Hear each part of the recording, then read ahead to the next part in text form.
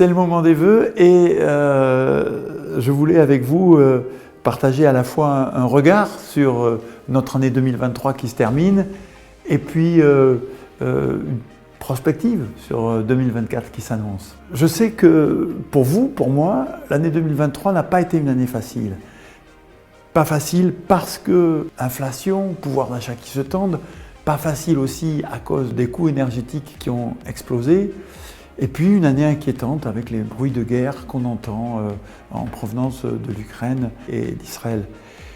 Mais je crois qu'il faut qu'on jette un regard sur notre année 2023 aussi avec des yeux de Français bien sûr, mais aussi d'Agenaises et d'Agenais.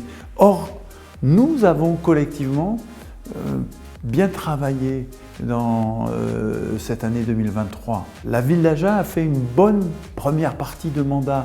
Pensez au nouveau stade Normandie, pensez à la nouvelle place Jasmin, pensez aussi donc au niveau de l'agglomération à ce qui se passe du côté de la Technopole, ce qui se passe avec la deuxième sortie autoroutière. Bref, Agen a fait une bonne première mi-temps 2020-2023. Alors maintenant, 2024.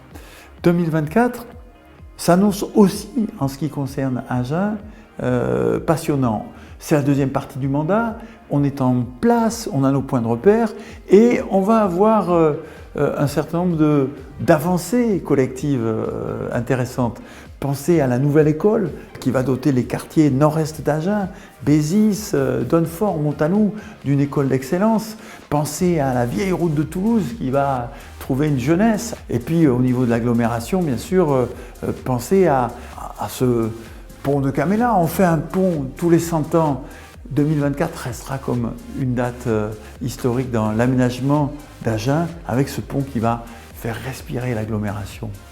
Alors, je vous invite à regarder cette année 2024 avec des yeux d'Agenaises et d'Agenais qui, nous avons la chance d'habiter un territoire qui est un territoire prospère, solide, et nous pourrons avoir un programme passionnant. Je veux penser à cette agglomération qui se met en mouvement au niveau écologique, avec des programmes sur la transformation des déchets, notre révolution des poubelles, sur la chaleur urbaine, sur les économies d'éclairage public, sur la protection contre les inondations.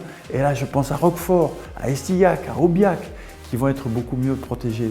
Et tout ça, nous avons la chance de le faire dans un territoire qui, parce qu'il est solide et bien géré, n'augmentera pas ses impôts. Nous ne ferons pas, à un moment où c'est difficile sur le pouvoir d'achat, nous ne ferons pas les poches des Agenais. Voilà, ça c'est pour les projets. Mais la vie, elle n'est pas faite que de projets. La vie, elle est faite aussi de vie en société, de bons moments joyeux passés ensemble. 3 rendez-vous. Premier rendez-vous, je vous l'ai dit, fin avril, début mai, sur le pont de Caméla, je vous ai promis, nous ferons la fête ensemble. Agen a de quoi être fier d'avoir su faire ce beau projet du 21e siècle. Deuxième rendez-vous, ça sera juste avant notre fête nationale, 11-12 juillet, le Tour de France. 3e événement médiatique et sportif du monde arrive à Villeneuve le 11. Le 12, il sera chez nous à Agen. Nous aurons l'occasion d'en faire une grande fête populaire. Et puis je vous donne rendez-vous, maintenant on l'a ancré, je vous donne rendez-vous à la mi-novembre aux rencontres philosophiques Michel Serres. C'est un moment un peu spécial, où la ville se retrouve et où ensemble, de manière bienveillante, elle réfléchit à la modernité qui arrive. Voilà, je vous propose donc de regarder cette année 2024 avec optimisme et bien sûr avec un bon sens et avec réalisme. Je vous souhaite de passer de très bonnes fêtes en famille.